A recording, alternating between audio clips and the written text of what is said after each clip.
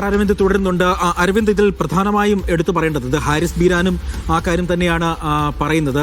പ്രധാനമായും പറയുന്നൊരു കാര്യം, ഈ ഹർജിക്കാരുടെ അഭ്യർത്ഥനയിൽ ന്യായമുണ്ട് എന്ന് കരുതുന്നതായി ചീഫ് ജസ്റ്റിസിന്റെ ഒരു പരാമർശം ഉണ്ടായിരുന്നല്ലോ, അതെന്തായിരുന്നു? ഈ ഹർജികൾ ആദ്യം തന്നെ സുപ്രീം കോടതിയുടെ പരിഗണനയ്ക്ക് വന്നപ്പോൾ ആ വിഷയത്തിൽ പ്രധാനമായും കേരളത്തിലെ സാഹചര്യം വ്യത്യസ്തമെന്ന് സുപ്രീം കോടതി ആദ്യം മുതൽക്ക് തന്നെ ചൂണ്ടിക്കാണിക്കുന്നു. കാരണം തദ്ദേശ തിരഞ്ഞെടുപ്പ് അടക്കം നടക്കുന്ന സാഹചര്യത്തിൽ കേരളത്തിൽ വ്യത്യസ്തമായ സാഹചര്യമാണ് നിലനിൽക്കുന്നതാണ് ചീഫ് ജസ്റ്റിസ് ആദ്യഘട്ടം മുതൽ തന്നെ ഈ കേസിൽ വ്യക്തമാക്കിക്കൊണ്ടിരുന്നത്. എന്തായാലും ഇന്ന് സുപ്രീം കോടതിയിൽ വ്യക്തമാക്കിയത് കേരളത്തിന്റെ ഹർജികളിൽ അത് ന്യായമുണ്ട് എന്നതാണ്. കേരളത്തിൽ കൂടുതൽ സമയം നീട്ടി നൽകണമെന്നൊരു പരാമർശം തരത്തിലാണ് സുപ്രീം കോടതിയുടെ ഭാഗത്തു നിന്നുണ്ടായത്. എന്തായാലും ഇതിൽ ഉചിതമായ തീരുമാനമെടുക്കുവാൻ തെരഞ്ഞെടുപ്പ് കമ്മീഷനാണ് ഇപ്പോൾ സുപ്രീം കോടതി നിലപാട് വ്യക്തമാക്കിയിരിക്കുന്നത്. അതോടൊപ്പം തന്നെ ഇതിൽ അപേക്ഷ സമർപ്പിക്കുക, എന്തൊക്കെ ഘടകങ്ങൾ കൊണ്ടാണ് ഇത്തരത്തിൽ സമയപരിധി നീട്ടി നൽകേണ്ടത്, അതുപോലെ തന്നെ എന്യൂമറേഷൻ ഫോമിന്റെ വിതരണത്തിന്റെ സമയപരിധി നീട്ടി നൽകേണ്ടത് എന്തൊക്കെ ഘടകങ്ങൾ കൊണ്ടെന്നുള്ള കാര്യം കൃത്യമായി ഒരു അപേക്ഷയായി തെരഞ്ഞെടുപ്പ് കമ്മീഷന് സമർപ്പിക്കുവാനാണ് ഇപ്പോൾ സംസ്ഥാന സർക്കാരിനോട് സുപ്രീം കോടതി ആവശ്യപ്പെട്ടിരിക്കുന്നത്. ഈ ഘടകങ്ങളെല്ലാം പരിഗണിച്ചുകൊണ്ട് ഒരു തീരുമാനത്തിലേക്ക് തെരഞ്ഞെടുപ്പ് കമ്മീഷൻ പോകണം എന്ന് തന്നെ സുപ്രീം കോടതി ഇപ്പോൾ തെരഞ്ഞെടുപ്പ് കമ്മീഷനോട് വ്യക്തമാക്കിയിട്ടുണ്ട്. ആ മറുപടി എന്താണ് തീരുമാനമെന്ന കാര്യത്തിൽ മറ്റന്നാൾ നിലപാട് വ്യക്തമാക്കണമെന്നതാണ് സുപ്രീം കോടതിയോട് വ്യക്തമാക്കിയിരിക്കുന്നത്. എന്തായാലും വലിയ ആശങ്ക, കാരണം SIR നടപടികൾ നീട്ടിവെക്കുന്ന ഒരു പ്രധാനപ്പെട്ട ഒരു കാര്യം. കാരണം കേരളത്തിലെ പാർട്ടികൾ, രാഷ്ട്രീയ പാർട്ടികളടക്കം ഒന്നടങ്കം ആവശ്യപ്പെട്ടിരുന്നതാണ് ഈ SIR നടപടികൾ നീട്ടിവെക്കുന്ന എന്ന കാര്യം. ഹാരിസ് ബീരാൻ MP ഒരിക്കൽ കൂടി ചേരുന്നുണ്ട്. ഇന്നിപ്പം കോടതി പറഞ്ഞിരിക്കുന്നത് തെരഞ്ഞെടുപ്പ് കമ്മീഷന് തീരുമാനമെടുക്കാം. അപ്പം നിർദ്ദേശം എങ്ങനെയായിരുന്നു? ഈ സമയം നീട്ടി നൽകണം എന്നതായിരുന്നു, അതോ അതിലൊരു എങ്ങനെയാണ്? അല്ല, ഇന്ന് പ്രശ്നം എന്ന് പറഞ്ഞു കഴിഞ്ഞാൽ സംസ്ഥാന സർക്കാർ കോടതിയുടെ അടുത്ത് പറഞ്ഞു, അതേപോലെ തന്നെ ബാക്കി രാഷ്ട്രീയ പാർട്ടികളെല്ലാം കോടതിയുടെ അടുത്ത് പറഞ്ഞു. ഇപ്പോൾ തദ്ദേശ തെരഞ്ഞെടുപ്പ് നടന്നുകൊണ്ടിരിക്കുന്ന സാഹചര്യമാണ്. അപ്പോൾ ഈ തദ്ദേശ തെരഞ്ഞെടുപ്പ് നടക്കുന്നത് കൊണ്ട് സംസ്ഥാന സർക്കാരിന്റെ ഉദ്യോഗസ്ഥന്മാർ അതിന്റെ തിരക്കിലാണ്. മാത്രവുമല്ല 60,000 വരുന്ന ബൂത്ത് ലെവൽ ഏജന്റുമാർ, അതായത് രാഷ്ട്രീയ പാർട്ടികളുടെ പ്രതിനിധികളാണ് ഈ ബൂത്ത് ലെവൽ ഏജന്റുമാർ. ഈ ഏജന്റുമാരെല്ലാവരും തെരഞ്ഞെടുപ്പുമായിട്ട് ബന്ധപ്പെട്ട് തിരക്കിലാണ്. അവർക്കൊന്നും ഈ SIRന്റെ പ്രക്രിയയുമായിട്ട് സഹകരിക്കാൻ പറ്റുന്നില്ല. അവർക്ക് സഹകരിക്കാൻ പറ്റാത്ത ഒരു കാര്യം വരുമ്പോഴുള്ള പ്രശ്നം എന്ന് പറഞ്ഞു കഴിഞ്ഞാൽ, ഏതെല്ലാം വീടുകളിൽ നിന്നാണ് വോട്ട് ചേർക്കേണ്ടത് അല്ലെങ്കിൽ എന്യൂമറേഷൻ ഫോം കൊടുക്കേണ്ടത്, ആ വീട്ടിൽ എന്യൂമറേഷൻ ഫോം തിരിച്ചു മേടിക്കാൻ, അതിനൊന്നും ഇവർക്ക് സഹകരിക്കാൻ പറ്റുന്നില്ല. പല വീടുകളിലും എന്യൂമറേഷൻ ഫോം എത്തുന്നില്ല.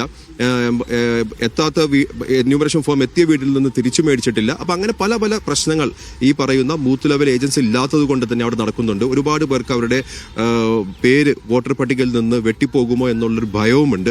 അപ്പൊ ഈ സാഹചര്യം മാത്രമല്ല, പ്രവാസികളുടെ വിഷയം അത് വലിയൊരു വിഷയമാണ്. കേരളത്തിൽ 35 ലക്ഷത്തോളം പ്രവാസികൾ ഗൾഫ് മേഖലയിലുള്ളതാണ്.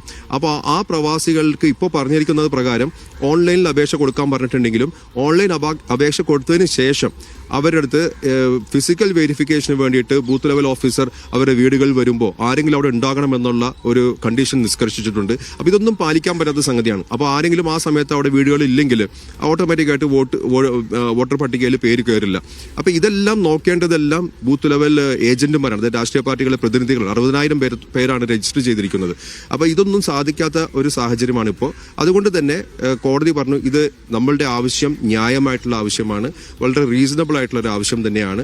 ആ ആവശ്യം പരിഗണിക്കണമെന്നാണ് തെരഞ്ഞെടുപ്പ് കമ്മീഷൻ പറഞ്ഞിരിക്കുന്നത്. അപ്പോൾ ഈ ഘടകങ്ങളെല്ലാം ഉൾക്കൊണ്ടുകൊണ്ട് സംസ്ഥാന സർക്കാരിന്റെ അടുത്തൊരു നിവേദനം കൊടുക്കാൻ പറഞ്ഞിട്ടുണ്ട്. ആ നിവേദനത്തിന്മേൽ 2 ദിവസത്തിനകം തന്നെ തെരഞ്ഞെടുപ്പ് കമ്മീഷൻ ഉത്തരവ് പാസ്സാക്കണമെന്നും പറഞ്ഞിട്ടുണ്ട്. അപ്പോൾ അതിന്റെ അർത്ഥം എന്ന് പറയുന്നത് വളരെ ന്യായമായിട്ടുള്ള ഒരു ആവശ്യമാണ് ഈ പറയുന്ന രാഷ്ട്രീയ പാർട്ടികളെല്ലാം ഉന്നയിച്ചിരിക്കുന്നതെന്ന് സുപ്രീം കോടതിയുടെ ഒരു റിട്ടൺ ഉത്തരവിൽ വന്നു കഴിഞ്ഞാൽ തീർച്ചയായിട്ടും അതിനെ ഒരു കാരണവശാലും തെരഞ്ഞെടുപ്പ് കമ്മീഷന് അവഗണിക്കാൻ പറ്റാത്ത രീതിയിലേക്കാണ് ഇന്നത്തെ കാര്യങ്ങളുടെ പോക്ക്. സമയം കൂട്ടി നൽകുമെന്ന് തന്നെയാണ് പ്രതീക്ഷ. തീർച്ചയായിട്ടും.